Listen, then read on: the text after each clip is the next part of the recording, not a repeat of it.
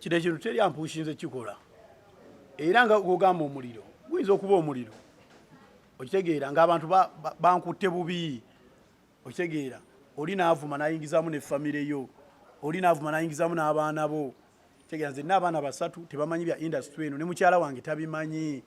kitegeera naye oli namuvuma n'amulumba kitegeera lw'abantu obanga tebategedde kinayogedde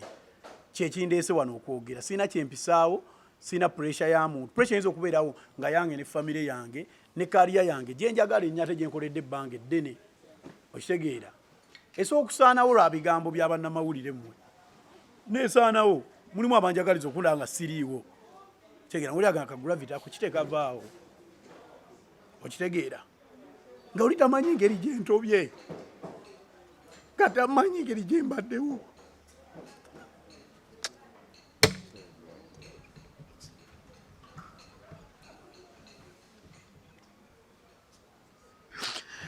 oliye nakulwanisa nga talina nsonga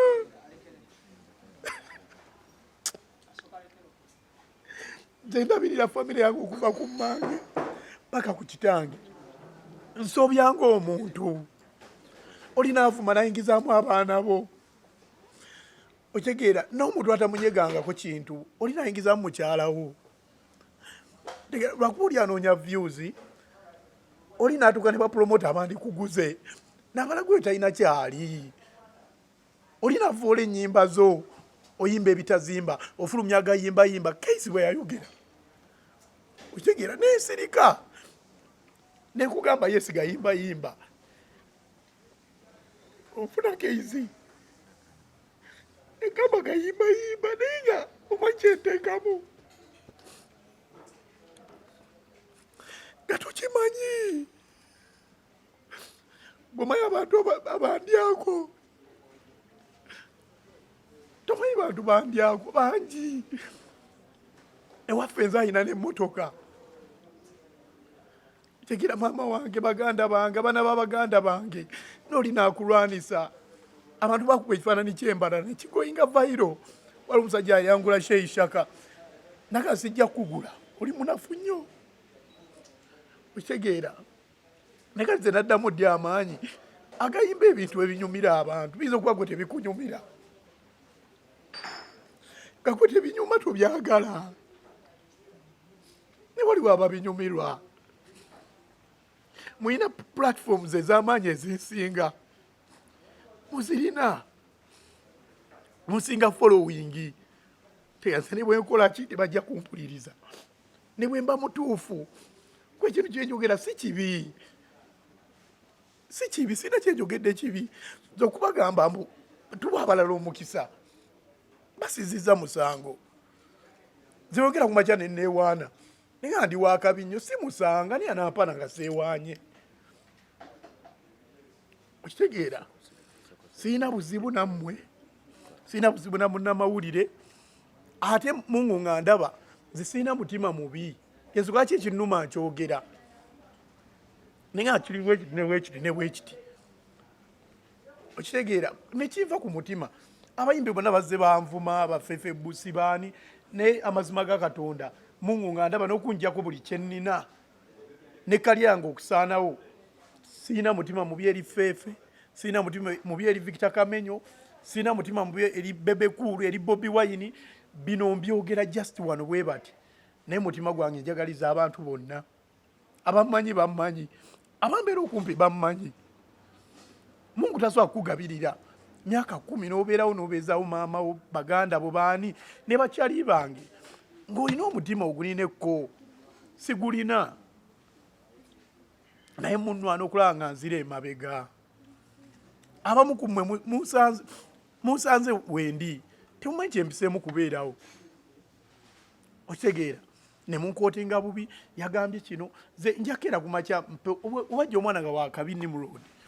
amazima ga Katonda nja kuvaayo keizi nani nakusanko ku shemu nenkugamba sina luyimba saaki kugamba nenga era ngenda kukola nnyo nfuna oluyimba nali badde neegulumiza nenga nze nduyina mwengera omwana nga siri wakabi nengendo nenyimba ne batanyaniriza mu kuyimba ngenda kuwa omuntu nyakwata sente zinandyetaddemu nziteeke mu muntu omulala amazima ga Katonda si nze oli gravity gw'omanyi Keizi njala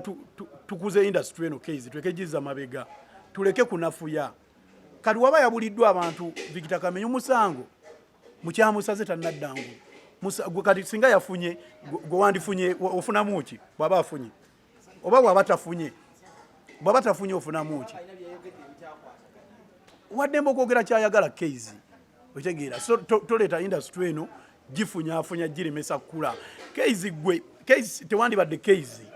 singa tukyali ku mulembe gw'aba straka baani tewandibaddewo ne bakwogerako ng'omukuba kuba media personality ab'amaanyi Keizi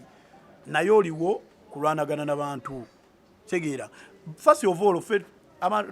omuyimbi avaako ng'omuyimbi omulala naye ate kiva nnyo ku bannamawulire nze mbadde nkola nnyo interview nga buli ddakiika bambuuza Roja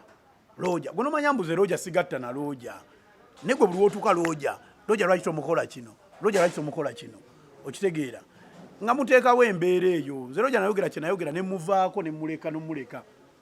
ne buli wenjijja Keizi n'ogezaako okulwana ekyo kiveeko industry ekule Keizi ekule nyinza okuba byenjogera sibifaanana saawa zino era nkugamba keepanka keyogeza biki nze ngenda kera ku makya mbiveeko amazima ga Katonda nkati mbabulya ngenda kera ku makya nga siyimba nga siriiwo either nga nfudde amazima ga Katonda okwebaka ku mmange ngenda kera nga siyimba nga abantu tebandinako okitegeera naye byenjogera bwe gaba ge mazima mugenda galaba galibeerawo n'abalijja bajja kirambu waliwo ekyatusiba biba abantu nga ebirungi tebabyogera kati Victor Kamenyi osanga yapafominze bulungi tegeera abantu ne banyumirwa lwaki tewayogedde ekyo noga Kamenyi bambi ayimbye okitegeera ne lwaki era otunulya kiri ekinafuya okitegeera nze nakola kyerugogo nakyogedde before ndoza gwe kujja nebeera successful era omuntu n'avaayo n'agamba yayingiza abantu babwerere yakoze eki ne bateekawo embeera eyo bwetyo nengenda embalala sho negaana nekibeera everywhere sho embalala eganye nze ani akola kyo neetagaana nze ndi muntu nga mmwe ndi muntu nga gwe atunda chapati nga gwe akola ffe bamu just mulimu gwe gwawukana leero otunda chapati neziggwawo enkya nezigaana okuggwawo okitegeera kati bannange mulekerawo nyinza okuba kali ndi arrogant ebiseera ebisinga ng'asobola okwogera ekintu ne mugamba ono ali bw'ati naye kino ekintu kyabadde kinene okuba abasajja abasatu bonna balina fan base ate gye neetaaga olwaleero luno ng'asobola okuvuga emmotoka asobola okulabirira maama we ne famire ye nze nasanga Gravity Gold Kampala ng'akyasamba omupiira ng'agatta bugassi so I'm proud of him so nsaba okkakkane n'abamawulire of course abaliwo kowana abatono tupassing this message on to others nti osobola okuba ng'olaba Gravity naye ng'afeedinga atimba posters ze afeedinga owabaana afeedinga abantu mu kyalo ewaabwe eyo butaleja bangi nnyo bw'oba tomanyi abantu abamu at times tebaliira ku bantu direct babaliirako indirectly so nja kusaba DJ Nimrod atuweeyo one statement as a radio personality and a DJ of course who is celebrated in the industry. Kansubire mwena muri bulungi nnyo